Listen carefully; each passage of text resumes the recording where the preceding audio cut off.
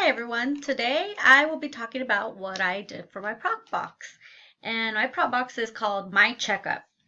And so I'm going to go by the different development stages and show my items and let you know what it is. Okay, so first we're going to go with the cognitive.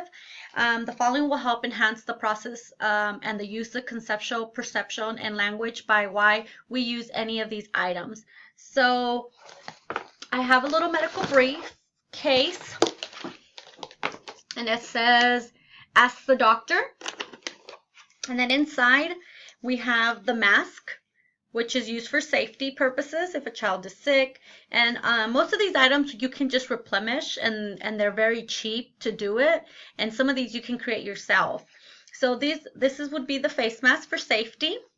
I have a hand and a foot, and let me grab my heart, it kind of fell.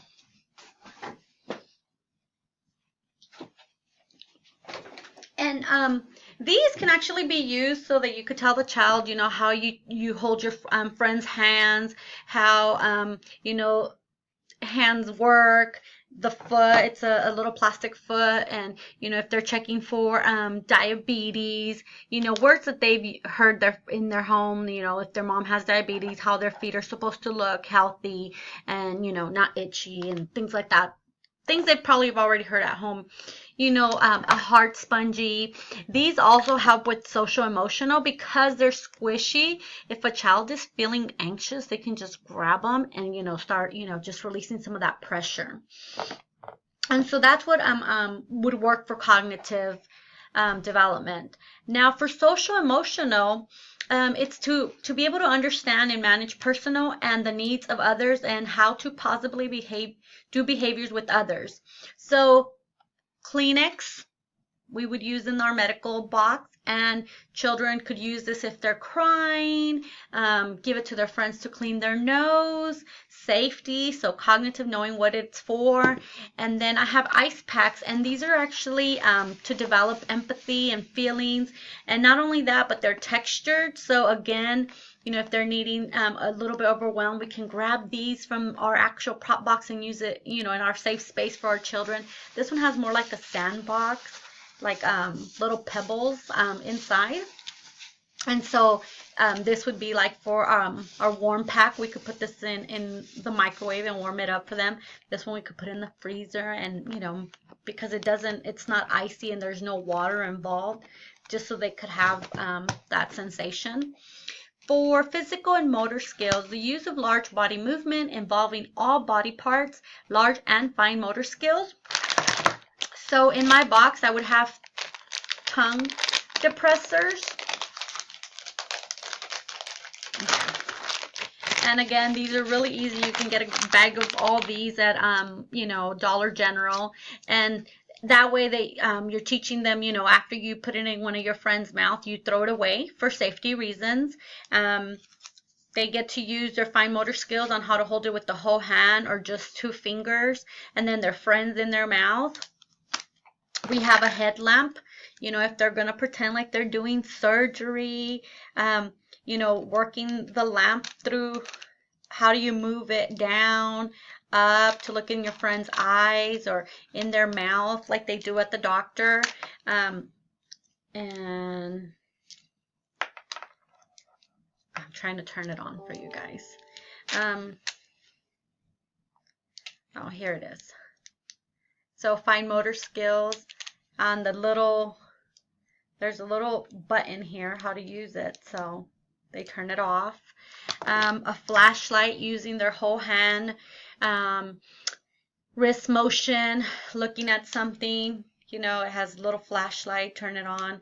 Replaceable batteries for the children. Band-aids. So first it's a fine motor because they have to open this little plastic container, and then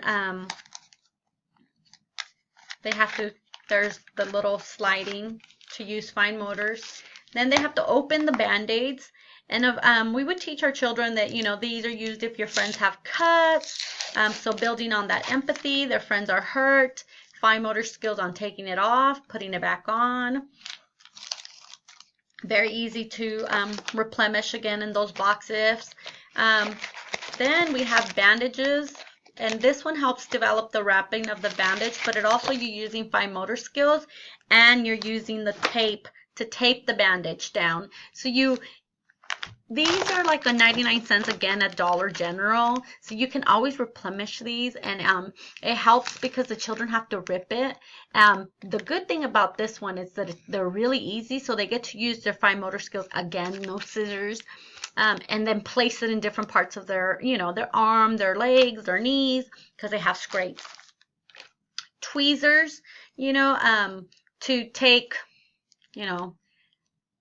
per se, we have a baby, you're doing surgery, and you have to take, a splinter out, showing them how to use the fine motor skills. We got a clamp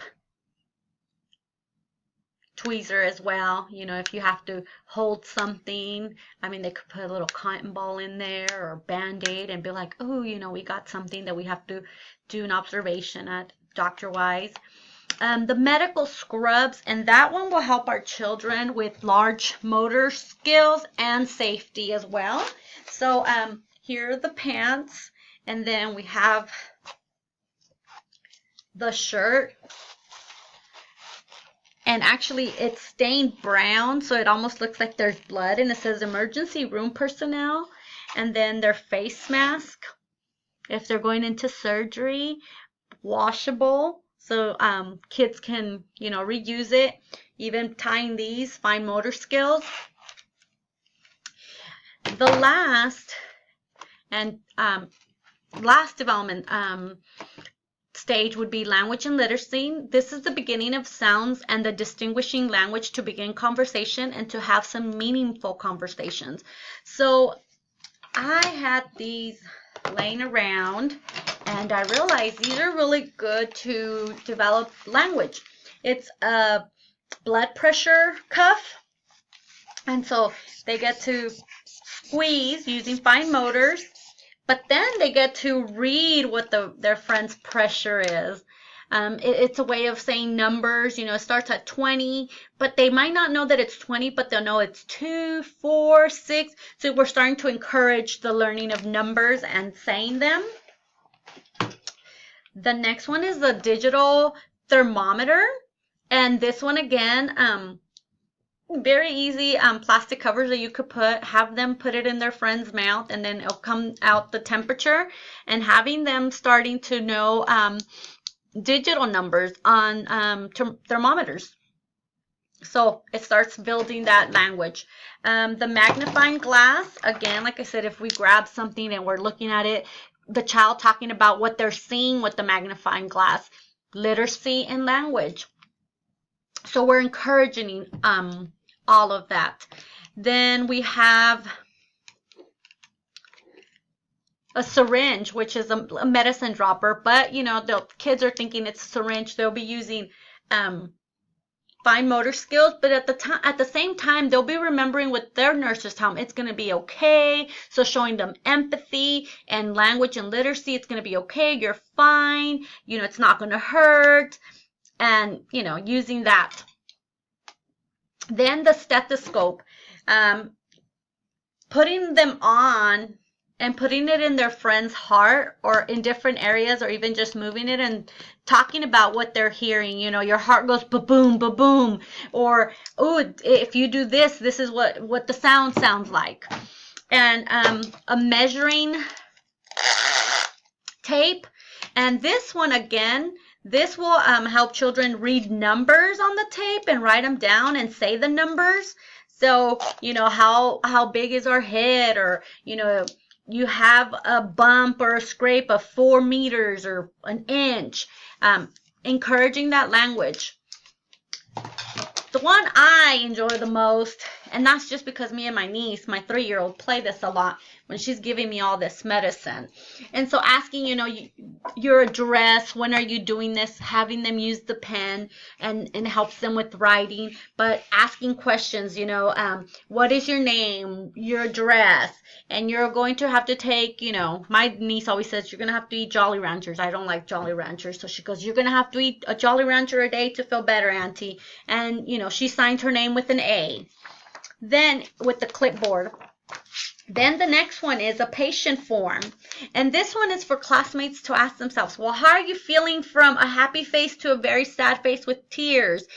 Give me your name. Tell me where your pain's at, because it has little bodies on there. So, is it hurting your head? Does your arms hurt? Does your leg hurt?